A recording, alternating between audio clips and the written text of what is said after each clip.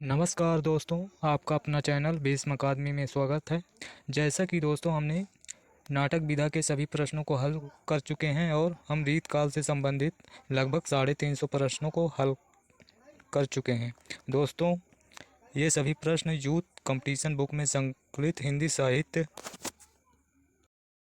के आधुनिक काल का ये हम भारतेंदु हरिश्चंद्र से इसमें लगभग 60 क्वेश्चन हैं, तो एक ही वीडियो में हल करेंगे। और दोस्तों, जो कि ये सभी प्रश्न प्रीवियस ईयर प्रश्नों की श्रृंखला है और ये सभी प्रश्न हिंदी साहित्य UGC net, UP TGT PGT, Bihar TGT PGT, EMRS, KVS, NBS, D triple SB आदि सभी एग्जामों में पूछे गए हैं। यदि आप हिंदी शिक्षक या हिंदी से संबंधित कोई भी तैयारी कर रहे हैं या तैयारी करने की सोच रहे हैं तो आज ही हमसे जुड़कर तैयारी शुरू कर सकते हैं। दोस्तों, यदि सेशन अच्छा लगे तो लाइक और शेयर ज़रूर कर दें, जिससे लाइक और शेयर ज़रूर करें, और चैनल पर नए हैं तो सब्सक्राइब कर लें, जिससे सबसे पहले आपको नोटिफिकेशन मिल सके। तो चलिए देर किस बात की, सेशन की शुरुआत करते हैं। पहला प्रश्न है कृतियों में कौन सी कृति भारतेंदु हरिश्चंद्र द्वारा रचित नहीं है? तो इसका उत्तर होगा पायस पयोनिधि। विकल्प ए सही है, विकल्प ए सही है। चलिए व्याख्या देखते हैं। पायस पयोनिधि भारतेंदु हरिश्चंद्र द्वारा रचित नहीं है। पायस पयोनिधि काव्य ग्रंथ के रचयिता गोविंद गिल्लाभाई हैं, जबकि वर्षा विनोद गीत गोविंदानंद तथा वेणुगीत भारतेंदु हरिश्चंद्र द्वारा रचित काव्य संग्रह है। भारतेंदु हरिश्चंद्र की समस्त रचनाओं की संख्या 175 है और उनके काव्य ग्रंथों की संख्या 70 है। चलिए अगला प्रश्न देखते हैं। भारतेंदु हरिश्चंद्र ने काव्य धारा को किस ओर मोड़ा है? भारतेंदु हरिश्चंद्र ने काव्य धारा को किस ओर मोड़ा है? तो भारतेंदु हरिश्चंद्र ने काव्य धारा को स्वदेश प्रेम की ओर। विकल्प बी सही है। भारतेंदु पूर्व काव्य धारा में भक्ति तथा श्रृंगार की प्रवृत्ति प्रधान थी। भारतेंदु हरिश्चंद्र ने युग अनुरूप काव्य की धारा को स्वदेश प्रेम की ओर मोड़ा है। भारतेंदु की प्रसिद्ध पंक्ति है, रोवहु सब मिली आवहु भारत आई, हा हा भारत दुर्दशा देखी न जाई। ये भारतेंदु की पंक्तियाँ हैं। चलिए अगला प्रश्न देखते हैं। भारतेंदु निम्नलिखित में से भारतेंदु हरिश्चंद्र की रचना कौन सी नहीं है? तो इसमें होगा आषाढ़ महात्म्य। ये भारतेंदु हरिश्चंद्र की नहीं है, बल्कि उनकी रचना वैशाख महात्म्य है। तो इसका उत्तर विकल्प ए होगा। चलिए व्याख्या देखते हैं। आषाढ़ महात्म्य भारतेंदु हरिश्चंद्र की रचना नहीं है। उनकी रचना का नाम वैशाख महात्म्य है। अन्य विकल्पों में भक्ति सर्वस्व 1870 ईस्वी की तथा अपवर्ग पंचक उनकी काव्य कृतियाँ हैं तथा हिंदी भाषा उनके द्वारा संपादित निबंध संग्रह है। अगला प्रश्न है चौथा। भारतेंदु हरिश्चंद्र की रचना हिंदी भाषा का प्रकाशन वर्ष है। हिंदी भाषा का प्रकाशन वर्ष 1890 ईस्वी है। विकल्प बी से। चलिए इसकी व्याख्या देखते हैं। भारतेंदु हरिश्चंद्र की रचना हिंदी भाषा का प्रकाशन 1890 ईस्वी में हुआ। भारतेंदु हरिश्चंद्र का जन्म 9 सितंबर 1850 ईस्वी तथा मृत्यु 6 जनवरी 1885 ईस्वी में 35 वर्ष की अल्पायु में हो गई थी। उन्होंने कवि वचन सुधा, सत्य हरिश्चंद्र और बाला बोधनी पत्रिकाओं का संपादन भी किया, किंतु नाटक लेखन से इन्हें प्रसिद्धि मिली। विशेषकर 1880 ईस्वी में भारत दुर्दशा एवं 1881 में अंधेर नगरी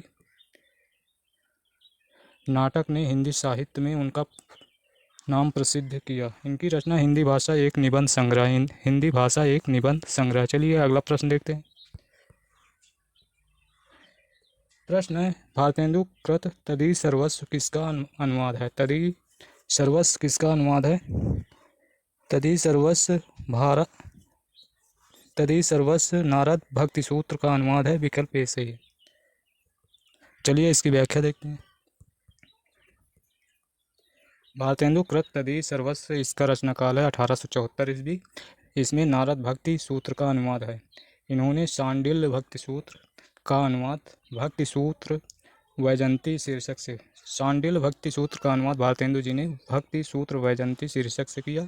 भारतेंदु हरिश्चंद्र ने लगभग 70 काव्य ग्रंथ लिखे, कितने 70 काव्य ग्रंथ लिखे, जिनमें से प्रमुख इस प्रकार है: भक्ति सर्वस्व, प्रेम मालिका, वैशाख महात्म, प्रेम सरोवर, बकरी विलाप, रिपुनाष्टक, तन्मय लीला इत्यादि। ये सभी भारतेंदु हरिश्चंद्र के प्रमुख ग्रंथ हैं।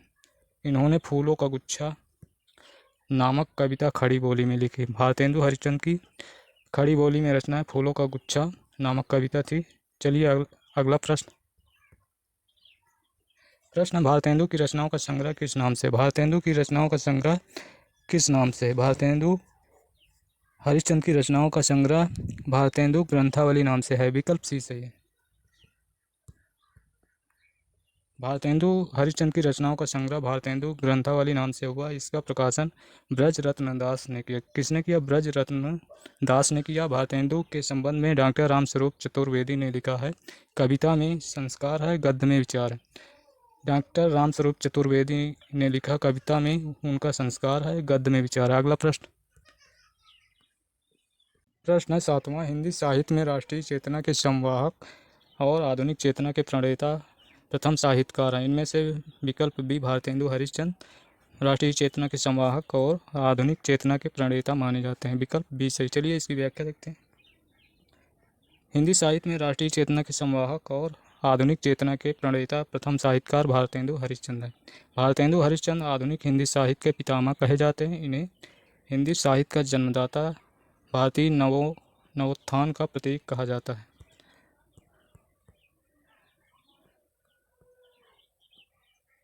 नील देवी, भारत दुर्दशा, अंधेर नगरी, प्रेम जोगनी, सती प्रताप निबंध इनके हैं। नाटक कालचक्र, लेवी, प्राण लेवी, कश्मीर कुसुम, जाति संगीत, संगीत सार, हिंदी भाषा, भारत वर्षोन्नति कैसे हो सकती, ये सभी इनके निबंध हैं। चलिए अगला प्रश्न। भारतेंदु जी जिस प्रकार वर्तमान गद्य भाषा के स्वरूप प्रतिष्ठापक, उसी प्रकार वर्तमान साहित्य परंपरा के प्रवर्तक हैं। इस प्रश्न का उत्तर उक्त कथन किसका है? ये कथन है आचार्य रामचंद्र शुक्ल, प्रसिद्ध आलोचक हैं। विकल्प सी सही।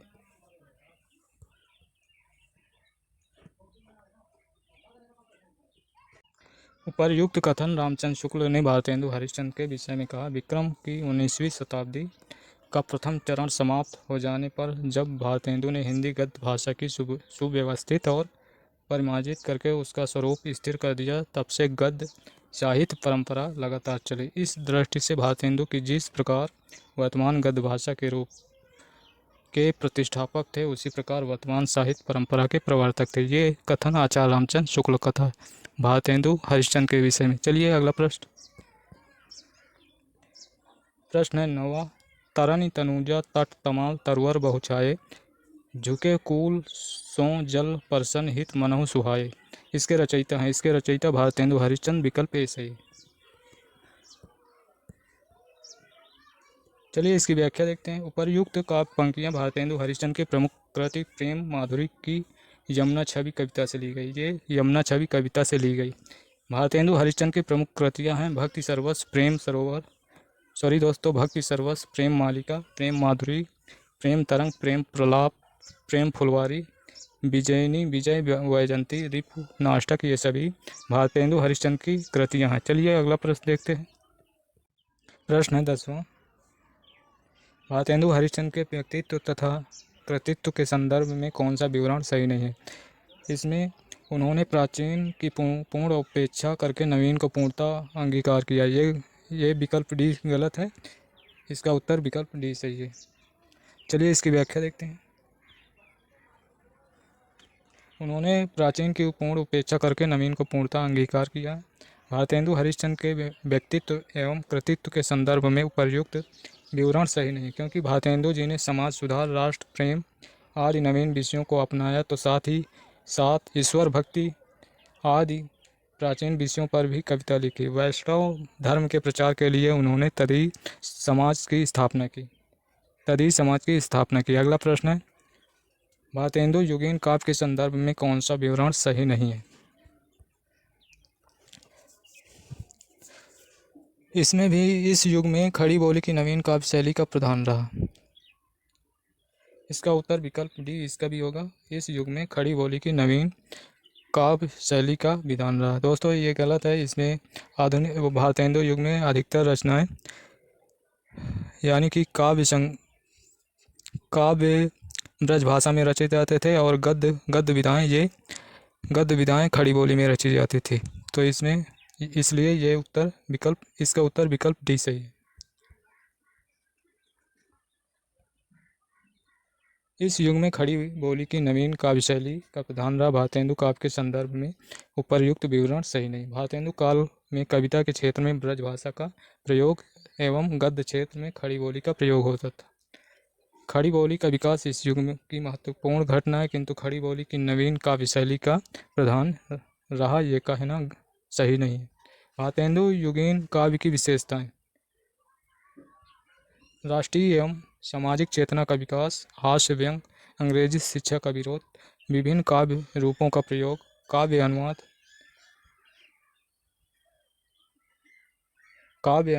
परंपरा प्रकृति चित्रण, ये सभी भारतेंदु युग की विशेषताएं। खड़ी बोली हिंदी को सरल, सुबोध तथा व्याकरण सम्मत परिनिष्ठित स्वरूप द्विवेदी युग में प्रदान किया है। द्विवेदी युग इसके बाद आएगा दोस्तों। तो खड़ी बोली को सरल, सुबोध तथा व्याकरण सम्मत परिनिष्ठित स्वरूप द्विवेदी युग में प्रदान किया गया। अगला प्रश्न है,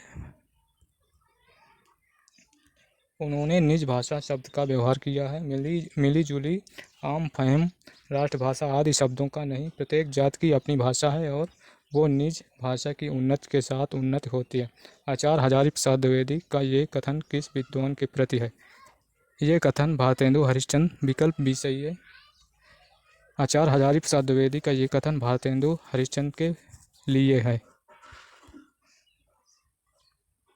आचार्य हजारीप्रसाद द्विवेदी का कथन भारतेंदु हरिश्चंद्र के प्रति है। ये कथन उन्होंने अपनी पुस्तक हिंदी साहित्य उद्भव और विकास में भारतेंदु के साहित्य एवं भाषा की विशेषता बताते हुए व्यक्त किया। अगला प्रश्न 13वां, भारतेंदु कालीन साहित्य और उनकी प्रवृत्तियों से संबंधित कौन सा कथन सही नहीं है? चलिए इसकी व्याख्या देखते हैं।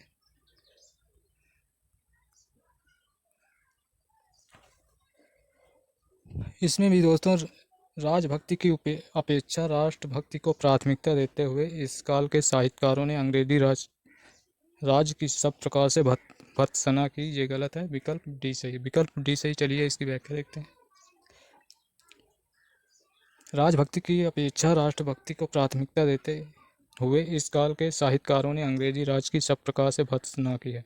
भारतेंदु कालीन साहित्य और उनकी प्रवृत्तियों के संदर्भ में ये कथन सही नहीं है, क्योंकि इस समय भारत का शासन कंपनी के हाथ से निकलकर ब्रिटिश संसद के हाथ में चला गया था। शांति एवं विकास की आशा से प्रायः साहित्यकार राजभक्ति साहित्य का भी सृजन कर रहे थे। चलिए अगला प्रश्न।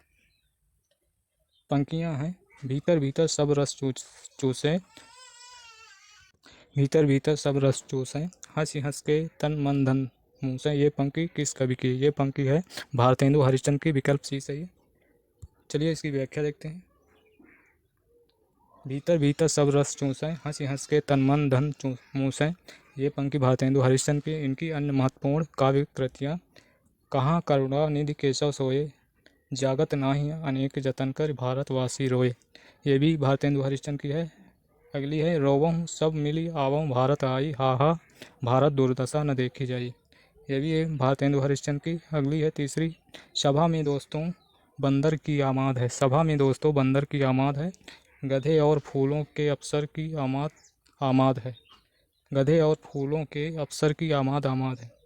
अगली पंक्ति है, पिए प्यारे तिहारे निहारे बिना अखियाँ दुखियाँ नहीं मानत है, पिए प्यारे तिहारे निहारे बिना अखियाँ दुखियाँ नहीं मानत है। चलिए अगला प्रश्न है, कौन सी रचना ठाकुर जगमोहन सिंह की नहीं है? कौन सी रचना ठाकुर जगमोहन सिंह की नहीं है? प्रेम प्रलाप जगमोहन सिंह की नहीं है। इसका उत्तर विकल्प डी से। चलिए इसकी व्याख्या देखते हैं। प्रेम प्रलाप रचना ठाकुर जगमोहन सिंह की नहीं, बल्कि भारतेंदु हरिश्चंद्र की। प्रेम प्रलाप भारतेंदु हरिश्चंद्र की है, जबकि शेष तीनों रचनाएं प्रेम संपत्ति लता, श्यामालता श्यामा सरोजनी ठाकुर जगमोहन सिंह की रचना है। प्रेम संपत्ति लता श्यामालता श्यामा सरोजनी ठाकुर जगमोहन सिंह की रचना। अगला प्रश्न 16वां, कवियों में से निम्नलिखित कवियों में से भारतेंदु युगीन कौन है? तो इसमें से विकल्प बी बद्री नारायण चौधरी भारतेंदु युगीन है।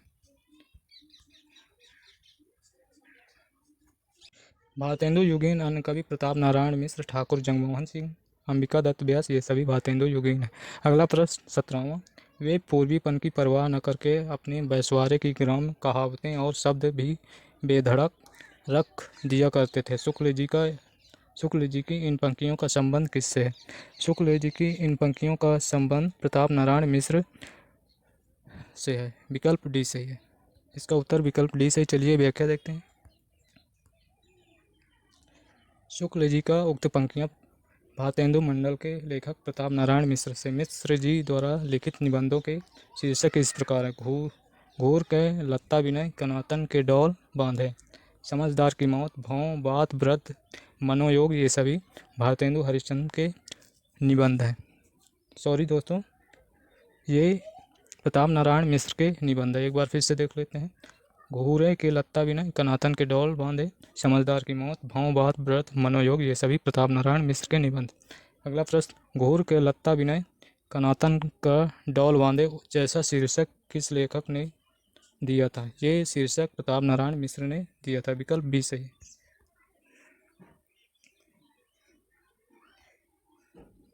प्रश्न है 19वां, 8 मान बीते जजमान अब तो करो दक्षिणा दान पंक्तियों का संबंध किस संपादक से है? ये इन पंक्तियों का संबंध प्रताप नारायण मिश्र, जो कि ये अपनी पत्रिका ब्राह्मण के संदर्भ में कहा था। चलिए इसकी व्याख्या देखते हैं।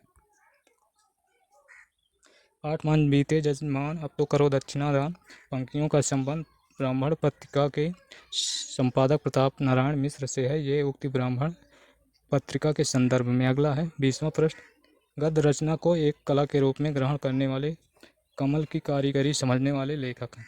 गद्य रचना को एक कला के रूप में ग्रहण करने वाले, कमल की कारीगरी समझने वाले लेखक थे। तो ये हैं बद्री नारायण चौधरी प्रेमघन। विकल्प डी सही है। चलिए इसकी व्याख्या देखते हैं।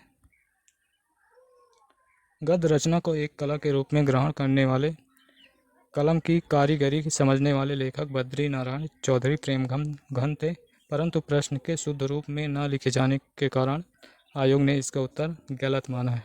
उक्त कथन में कलम के स्थान पर कमल दिया हुआ है। यहाँ पर दोस्तों कलम की जगह कमल दिया हुआ है, इसलिए ये प्रश्न गलत माना गया था। चलिए अगला प्रश्न, हिंदी पुनर्जागरण काल किसे कहा जाता है? हिंदी पुनर्जागरण काल भारतेंदु युग को कहा जाता है, और जबकि द्विवेदी युग को जागरण सुधार काल कहा जाता है। भारतेंदु युग को हिंदी जागरण काल कहा जाता है, जबकि द्विवेदी युग को जागरण सुधार काल कहा जाता है। चलिए अगला प्रश्न,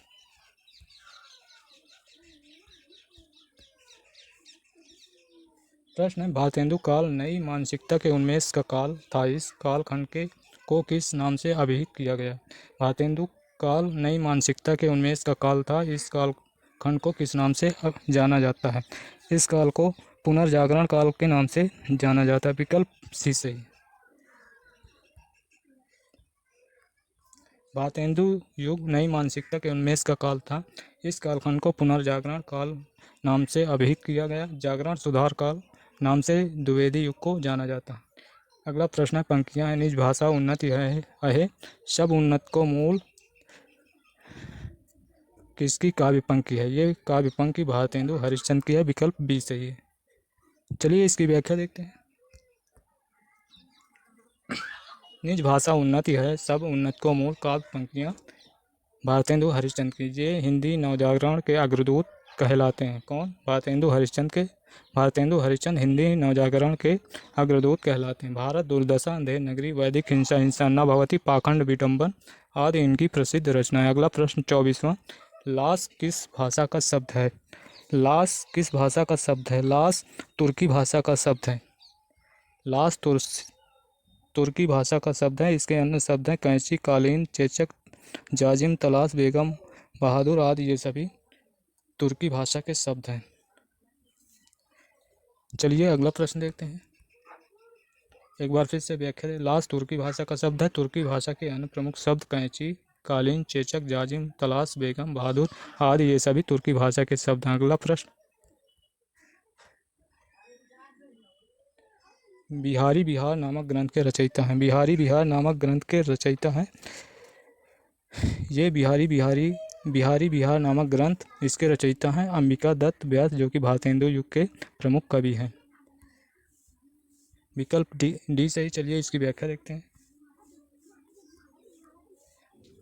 बिहारी बिहार नामक ग्रंथ के रचयिता पंडित अंबिका दत्त व्यास हैं। अंबिका दत्त व्यास की अन्य रचनाएं पावस पचासा, शुकवि सतसई, हो होरी, जबकि काशीनाथ सिंह के प्रसिद्ध उपन्यास अपना मोर्चा, काशी का अस्सी, रेहन पर रघु आदि बिहारी रीत काल के रीत सिद्ध कवि हैं।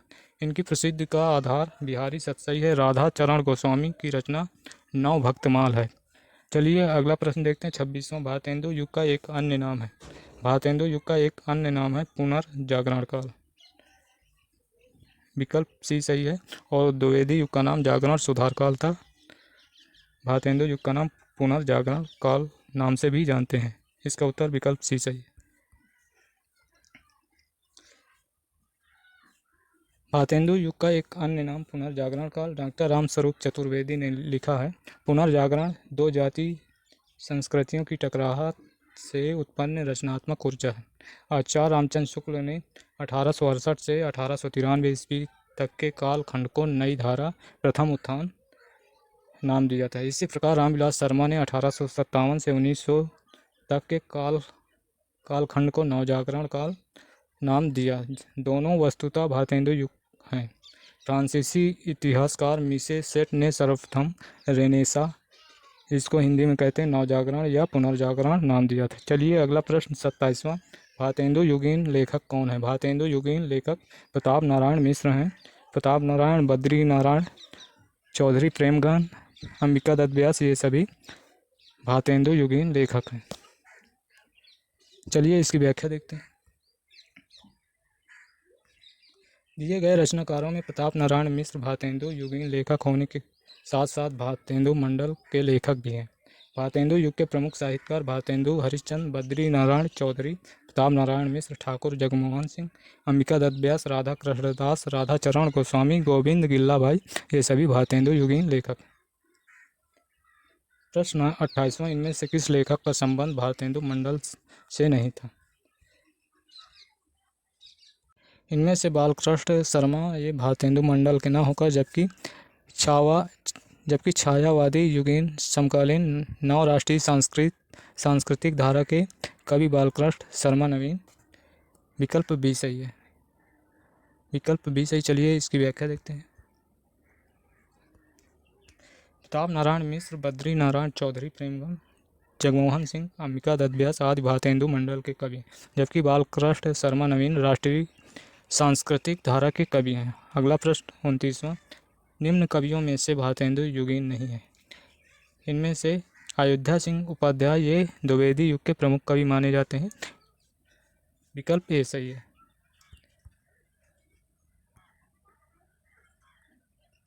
अयोध्या सिंह हरिओंद भारतेंदु युगीन कवि नहीं है, बल्कि हरिओंद द्विवेदी युगीन रचनाकार हैं। बद्री नारायण चौधरी, प्रताप नारायण मिश्र, अंबिका दत्त व्यास ये सभी भारतेंदु युगीन कवि हैं। अगला प्रश्न।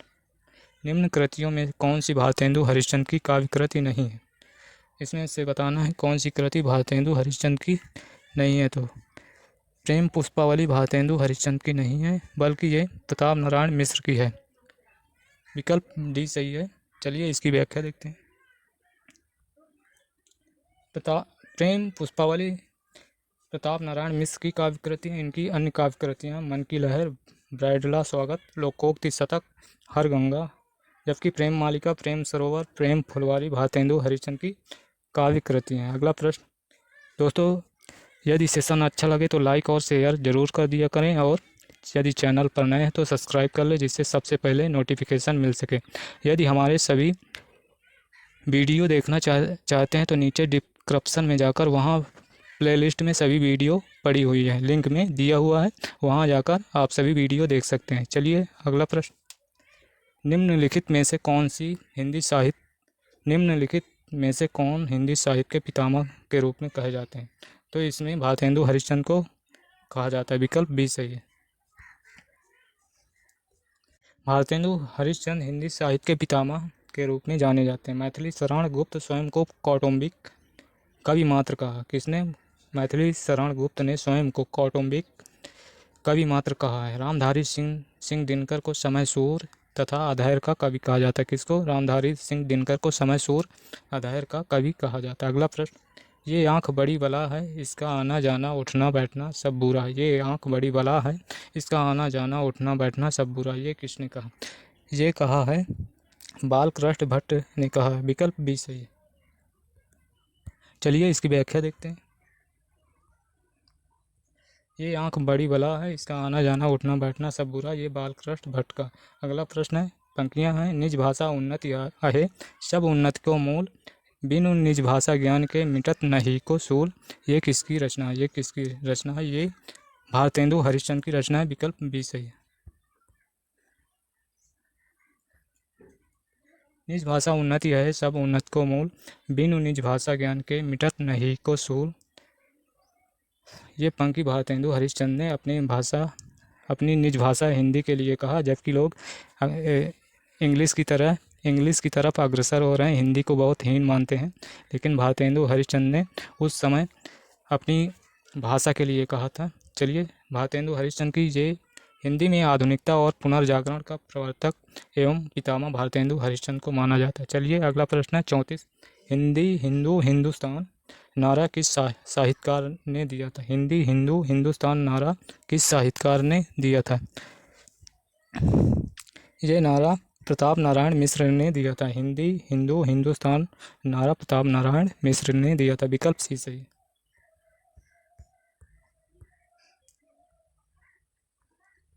दिए गए विकल्पों में हिंदी हिंदू हिंदुस्तान नारा प्रताप नारायण मिश्र ने दिया था। इनकी रचनाएं प्रेम पुष्पावली, मन की लहर, लोकोक्ति शतक, हर गंगा, तृप्यंताम, श्रृंगार विलास, ये सभी प्रताप नारायण मिश्र की रचनाएं। अगला प्रश्न 35, भारतेंदु हरिश्चंद्र से संबंधित कौन सा कथन सही नहीं है? भारतेंदु हरिश्चंद्र से संबंधित कौन सा कथन सही नहीं है? इसमें दोस्तों गद्य और पद्य दोनों में ही उन्होंने खड़ी बोली हिंदी का व्यवहार किया। ये गलत है दोस्तों। काव्य रचना भारतेंदु युग में ब्रज भाषा में होती थी और गद्य रचना खड़ी बोली में होती थी, इसलिए विकल्प सी गलत है। इसका उत्तर विकल्प सी सही है।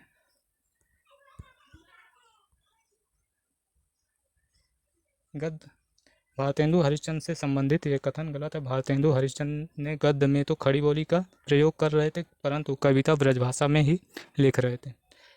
प्रश्न है 36वां, इनमें से किस कवि साहित्यकार का संबंध भारतेंदु युग से नहीं है? भारतेंदु काल से नहीं है। दोस्तों इसका उत्तर होगा राधिका रमण प्रसाद सिंह। विकल्प ए सही है।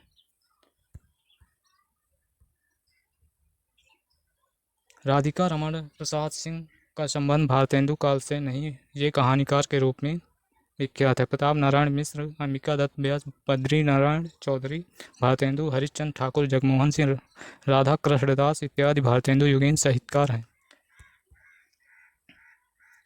प्रश्न, भारतेंदु की हिंदी योगदान का स्वरूप है? भारतेंदु के हिंदी योगदान का स्वरूप है, इसमें सभी साधनों के माध्यम से। विकल्प डी सही है। विकल्प डी सही है।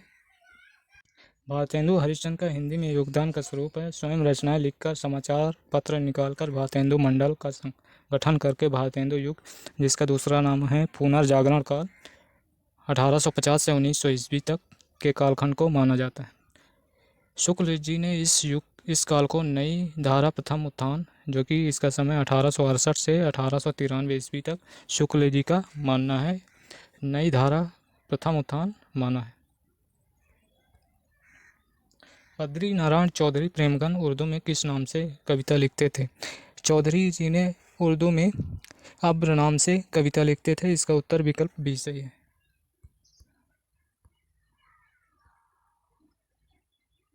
बद्री नारायण चौधरी प्रेमघन उर्दू में अब्र नाम से कविता लिखते थे।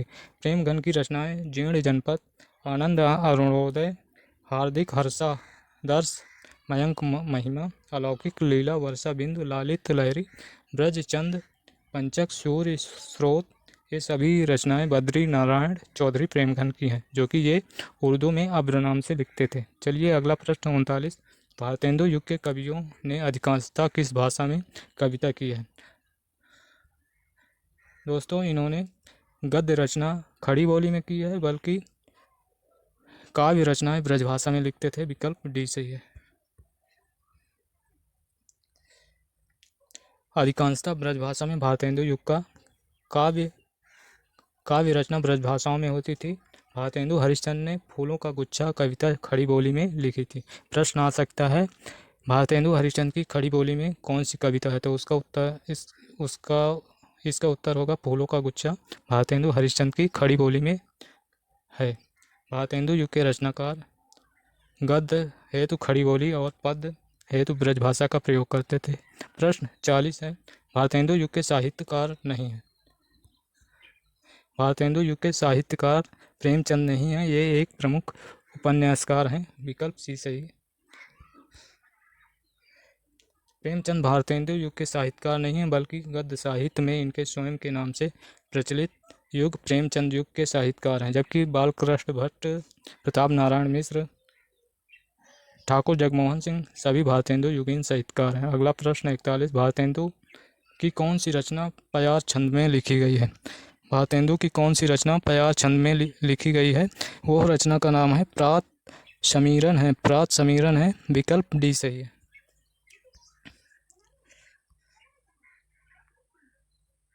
प्रात समीरन पयार छंद में लिखी गई है। बंदर सभा पैरोड़ी शैली में तथा वर्षा विनोद लावनी शैली में लिखी गई है। एक बार फिर से, प्रात समीरन पयार छंद में, बंदर सभा पैरोड़ी शैली में, वर्षा विनोद लावनी छंद में लिखी गई है। अगला प्रश्न, जो हो मैंने आप कई बेर परिश्रम किया कि खड़ी बोली में कुछ कविता बनाऊं, पर वो मेरे चित्त अनुसार नहीं, ये कथन किसका है? ये कथन है भारतेंदु हरिश्चंद्र का। विकल्प बी सही है। विकल्प बी सही है। जो हो मैंने आप कई बेर परिश्रम किया कि खड़ी बोली में कुछ कविता बनाऊं, पर वो मेरे चित्त अनुसार नहीं, ये कथन भारतेंदु हरिश्चंद्र का है। अगला प्रश्न है 43, साहित्यकारों में से कौन सबसे कम आयु किसकी रही? साहित्यकारों में भारतेंदु हरिश्चंद्र की सबसे कम आयु रही है। विकल्प डी सही है। विकल्प डी सही है। चलिए इसकी व्याख्या देखते हैं। भारतेंदु हरिश्चंद्र का जीवन काल है 1850 से 1885, 35 वर्ष है। और जयशंकर प्रसाद 1889 से 1937, 48 वर्ष तक। गजानन माधव मुक्तिबोध का 1917 से 1964, 47 वर्ष। प्रेमचंद का 1880 से 1936, 56 वर्ष। सबसे कम 35 वर्ष भारतेंदु हरिश्चंद्र का जीवन काल था। चलिए अगला प्रश्न, आचार्य रामचंद्र शुक्ल की दृष्टि से किस युग के लेखकों की दृष्टि व्याकरण के नियमों पर अच्छी तरह नहीं जमी? वो है भारतेंदु युग। विकल्प बी सही है। व्याकरण के नियमों पर अच्छी तरह नहीं जमी भारतेंदु युग के लेखक हैं भारतेंदु हरिश्चंद्र, बद्री नारायण चौधरी प्रेमघन, प्रताप नारायण मिश्र, ठाकुर जगमोहन सिंह, लाला श्रीनिवास दास। द्विवेदी युग में व्याकरणिक शुद्धि पर विशेष बल दिया गया था। किसमें? द्विवेदी युग में व्याकरणिक शुद्धि पर भी विशेष बल दिया गया था। प्रश्न 45, भारतेंदु की खड़ी बोली में रचित कविताओं का संग्रह किस नाम से प्रसिद्ध है? वो है फूलों का गुच्छा। इसके पहले भी पढ़ चुके हैं। विकल्प ए सही है। फूलों का गुच्छा तथा दशरथ बिलाप नामक काव्य ग्रंथों की रचना भारतेंदु जी ने खड़ी बोली में की। युग प्रवर्तक साहित्यकार भारतेंदु हरिश्चंद्र ने मुक्तः ब्रज भाषा में काव्य रचना की। प्रश्न 46, कौन सा लेखक भारतेंदु मंडल का नहीं है? श्रीधर भारतेंदु मंडल के न होकर ये स्वच्छंद काव्यधारा के लेखक हैं। विकल्प डी से। भारतेंदु एवं उनका मंडल भारतेंदु हरिश्चंद्र, बद्री नारायण चौधरी प्रेमघन, प्रताप नारायण मिश्र, ठाकुर जगमोहन सिंह, अंबिका दत्त व्यास, राधा कृष्ण दास, ये सभी भारतेंदु मंडल के कवि हैं। जबकि श्रीधर पाठक द्विवेदी युगीन स्वच्छंदतावादी कवि थे। स्वच्छंदतावादी कवि श्रीधर पाठक द्विवेदी युगीन थे। 47, हिंदी साहित्य के इतिहासकार 1850 से 1900 ईस्वी तक के काल को किस नाम से जानते हैं? वो है भारतेंदु युग, यानी कि दूसरा नाम पुनर्जागरण काल। विकल्प बी सही है। हिंदी साहित्य के इतिहासकार 1850 से 1900 ईस्वी के काल को भारतेंदु युग के नाम से जाना जाता है। द्विवेदी युग का समय 1900 से 1918 ईस्वी तक स्वीकार किया जाता है, जबकि छायावाद का 1918 से 1936 ईस्वी तक छायावाद माना जाता है। गद्य साहित्य में महत्वपूर्ण योगदान करने वाले भारतेंदु जी के नाम पर इस युग का नामकरण भारतेंदु युग किया गया। अगला प्रश्न, भारतेंदु ने जिस प्रकार हिंदी गद्य की भाषा का परिष्कार किया, उसी प्रकार काव्य की ब्रज भाषा का भी। इस पंक्ति के लेखक हैं आचार्य रामचंद्र शुक्ल, जो कि एक प्रसिद्ध आलोचक माने जाते हैं। विकल्प ए सही है।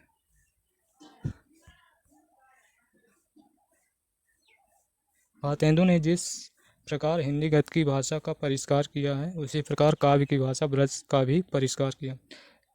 प्रश्न 49, समस्या पूर्ति किस युग की विशेषता है? समस्या पूर्ति भारतेंदु युग की विशेषता है। विकल्प ए सही है। समस्या पूर्ति भारतेंदु युग की विशेषता है।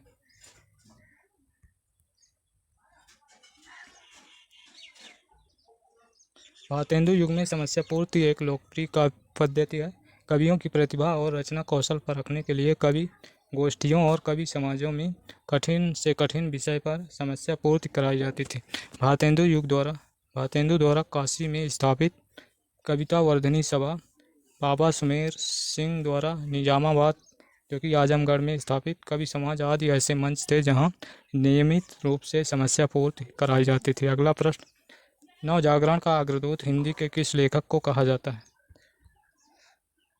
नवजागरण का अग्रदूत भारतेंदु हरिश्चंद्र को कहा जाता है। विकल्प बी सही है।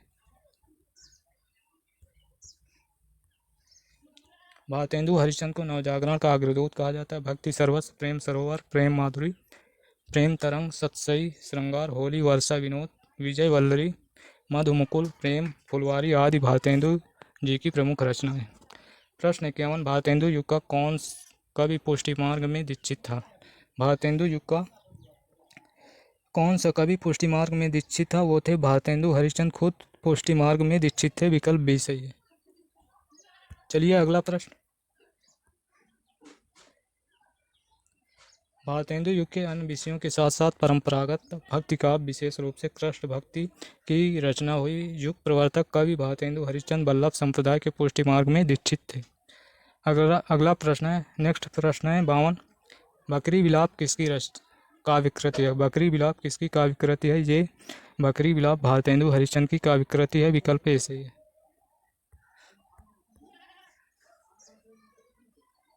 बकरी विलाप भारतेंदु हरिश्चंद्र की व्यंग्यात्मक काव्य कृति है। इसके अतिरिक्त प्रेम प्रलाप, प्रेमाश्रु वर्षण, प्रेम तरंग, वर्षा विनोद, विनय प्रेम पचासा, तन्मय लीला, दान लीला आदि ये सभी रचनाएं भारतेंदु हरिश्चंद्र की। अगला प्रश्न, रचना काल के अनुसार भारतेंदु हरिश्चंद्र की निम्नलिखित रचनाओं का सही अनुक्रम है। चलिए देखते हैं। इसमें भक्ति सर्वस्व, प्रेम तरंग, सतसई श्रृंगार, मधुमुकुल। विकल्प सी सही है। विकल्प सी सही है। चलिए इसकी व्याख्या देखते हैं। रचना काल के अनुसार भारतेंदु हरिश्चंद्र की रचनाओं का सही अनुक्रम भक्ति सर्वस्व, प्रेम तरंग, सतसई श्रृंगार, मधुमुकुल। इनकी अन्य रचनाएं हैं प्रेम मालिका, कार्तिक स्नान, वैशाख महात्म, प्रेम सरोवर, प्रेमाशु वर्षण, जैन कुतूहल, होली, राग संग्रह, वर्षा विनोद, विनय प्रेम पचासा, फूलों का गुच्छा, प्रेम फुलवारी, कृष्ण चरित, देवी छद्म लीला, प्रातः स्मरण, तन्मय लीला, दान लीला, रानी छद्म लीला, संस्कृत लावनी, वसंत होली, स्फुट समस्याएं, उर्दू का स्यापा, प्रबोधनी, प्रातः समीरण, बकरी विलाप, शुभ आगमन, भारत भिक्षा निवेदन, पंचक, हिंदी की उन्नत पर व्याख्यान। ये सभी रचनाएं भारतेंदु हरिश्चंद्र की हैं। चलिए अगला प्रश्न,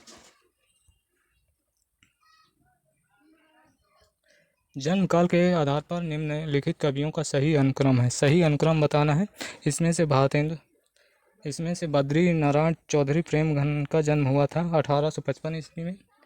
1855 ईस्वी में प्रताप नारायण मिश्र का 1856, सभी 1855 में बद्री नारायण चौधरी का और प्रताप नारायण का 1856 और भारतेंदु हरिश्चंद्र का 1850, जगमोहन सिंह का 1857। तो सबसे पहले भारतेंदु हरिश्चंद्र आएंगे। भारतेंदु हरिश्चंद्र विकल्प बी और सी हैं में भारतेंदु हरिश्चंद्र, तो डी और ए कट जाएगा। भारतेंदु हरिश्चंद्र के बाद उसके बाद बद्री नारायण चौधरी प्रेमगन आएंगे, फिर प्रताप नारायण। तो इसका उत्तर विकल्प सी सही। सबसे बाद में जगमोहन सिंह आएंगे जो कि 1857 में जगमोहन सिंह का जन्म हुआ है। तो इस प्रकार सबसे लास्ट में जगमोहन सिंह आएंगे। इसका उत्तर विकल्प सी सही। प्रश्न है 55, कविता के लिए खड़ी बोली के पक्ष में आंदोलन की शुरुआत की है। ये थे अयोध्या प्रसाद खत्री ने खड़ी बोली के पक्ष में आंदोलन की शुरुआत की थी। अयोध्या प्रसाद खत्री, विकल्प डी सही है। विकल्प डी सही है। चलिए इसकी व्याख्या देखते हैं। कविता के क्षेत्र में खड़ी बोली हिंदी के प्रयोग के पक्ष में आंदोलन का प्रारंभ अयोध्या प्रसाद खत्री ने किया।